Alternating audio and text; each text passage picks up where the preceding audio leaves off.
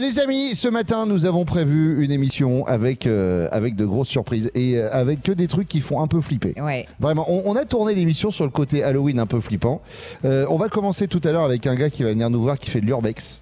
Ouais, c'est Michael Pinto. Ah, c'est Michael Pinto, c'est important d'avoir son nom. Michael Pinto. L'urbex, c'est ces mecs qui vont visiter des trucs qui sont censés être fermés et désaffectés. Exactement, c'est des lieux abandonnés et potentiellement hantés. Parfois. Des vieux châteaux, des vieux manoirs, des vieux trucs comme ça. La touche de Geneviève de Fontenay, tout ça. Tout ça, tous ces trucs. Tous ces trucs qu'il faut flipper. Et ben, il viendra nous en parler tout à l'heure avant 6h30.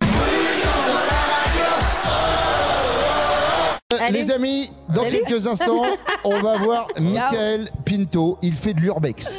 Il visite les endroits qu'on n'a pas le droit de visiter. J'adore l'idée. C'est la spéciale Halloween de Bruno dans la radio. Avec tout de suite Showtech, c'est sur Fun. Si la tour de la terreur de Disneyland Paris vous fait flipper, sachez que c'est rien à côté de la chambre d'Eliott. Fun Bruno dans la radio, 6h-9h sur Fun Radio. Émission spéciale Halloween ce matin. On va avoir des invités. Voilà, on va être sur le thème de la flip parce que c'est le principe d'Halloween. Bah, en fait, nous, on aime bien, tu sais, comme quand on était petit, tu te mettais dans une pièce, t'éteignais la lumière et tu te racontais des histoires qui font peur. Je faisais ça avec un grand-oncle, moi. Oh là. Après, il éteignait pas la lumière, mais c'était très flippant. Salut, Michael. Salut. Michael Pinto est avec nous ce matin. Alors, tu as une chaîne YouTube. C'est ça.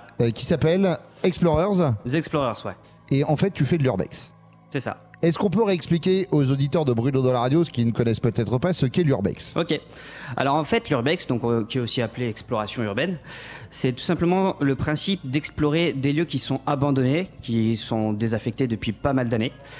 Et ça peut être des manoirs, des châteaux, des ouvrages militaires souterrains, plein de choses. Et on peut le faire de jour ou de nuit, comme moi je le fais carrément la plupart du temps, quoi. Mais alors, quand tu rentres, la plupart de ces endroits sont censés être interdits au public et fermés. C'est pas toujours autorisé, ouais. D'accord. Non, le thug. Alors, du coup, tu le fais seul tout le temps ou t'es accompagné et vous êtes combien en général? Alors, en fait, j'ai démarré tout seul. Donc il y a des vidéos où vraiment je suis en solo et je le fais encore de temps en temps. Mais j'ai formé une équipe qui m'accompagne maintenant désormais pour pouvoir monter les vidéos plus facilement, quoi. J'ai vu que tu allais publier une vidéo ce soir dans un monastère, c'est ça? Est-ce que tu peux nous en dire plus? Alors c'était prévu, mais on a eu un problème, donc elle sortira pas ce soir. Mais c'est un monastère qui est abandonné depuis de nombreuses années, qui a servi aussi en tant qu'hôpital par la suite. Et ça fait maintenant plus d'une vingtaine d'années qu'il est abandonné, mais il est en parfait état, il y a plein de croix, c'est énorme, quoi. C'est un immense domaine.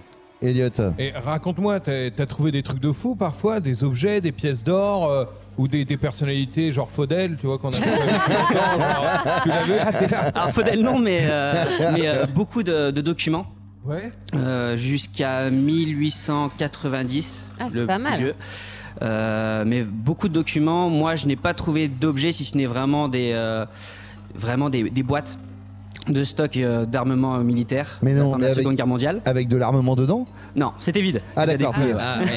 Mais sinon, il y a certains qui trouvent même des armes ou des choses encore de plus grosse valeur, quoi. C'est quoi l'endroit qui t'a fait le plus flipper de tous les endroits que t'as pu visiter en urbex? Alors, où vraiment tu t'es dit waouh? Sur le moment du tournage? Ouais. Alors j'ai fait un bunker. Ouais. Où ça? Plus de 30 mètres sous terre en Lorraine. D'accord. Près de chez moi. Et donc je me suis retrouvé seul, je l'ai fait seul. Et en fait, c'était carrément flippant. Je l'ai fait de nuit, même si évidemment il fait nuit à l'intérieur, il fait sombre à l'intérieur. Et seul, 30 mètres sous terre, sans réseau, tu te dis, s'il m'arrive quelque chose, je suis dans la merde carrément. C'est mort. Ou surtout si t'as envie de pisser, quoi. Ouais, c'est pas pratique, mais bon, il y a personne en même temps. Mais en fait, au bout d'une galerie, qui fait plus d'1 kilomètre de longueur, je suis monté dans un bloc de défense. Et en fait, j'ai commencé à entendre certains bruits. Donc une plaque, la même plaque que j'étais passé dessus quelques minutes avant. Et elle a bougé. Moi, il y a eu un bruit de claquement. Le problème, c'est qu'il n'y avait eu aucun bruit, strictement aucun bruit, si ce n'est des gouttes d'eau pendant 3 heures. Et là, t'as un vieux qui est sorti en disant oh, ils sont partis les Allemands. Franchement, sur le moment, tu te chies dessus carrément. T'es paralysé pendant 5-10 minutes, tu vois aucune lumière, tu dis il y a quelqu'un, mais il n'y a personne en fait. Et là, c'était vraiment dur, ouais. Et tu sentais, je sais pas, une présence, quelque chose. Tu te sentais pas tout seul? Le problème, si on est seul, on est très réceptif. Donc le moindre bruit, déjà, on va l'entendre. Ouais. Et on a des fois l'impression un peu d'être espionné, quoi, qu'il y a quelqu'un derrière qui surveille. C'est assez bizarre. Ou c'était peut-être un rat, sinon, non? Un gros rat, alors. Le prochain truc que tu as prévu d'aller visiter, c'est quoi? Tu peux le dire ou Alors, peut-être un gros projet qu'on prépare, en tout cas. Dis-moi. C'est un vieux pensionnat religieux qui est très vieux depuis pas mal d'années. Je vais faire une exploration, mais je vais y retourner au mois de janvier avec un enquêteur que vous connaissez certainement, c'est Jordan Perigo. Ouais. Et on va rester 2 jours et 2 nuits à l'intérieur.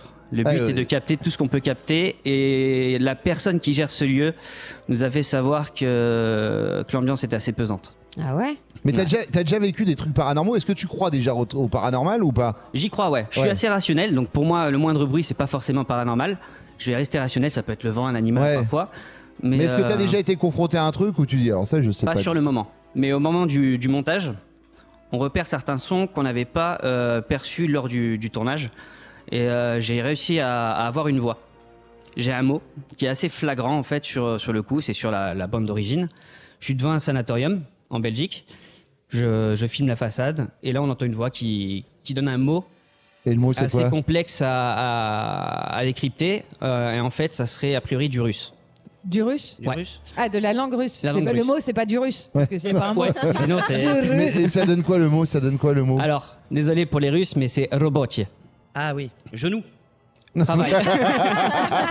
Mais ça voudrait dire en fait aller au travail ou travail, quelque chose comme ça. Va bosser.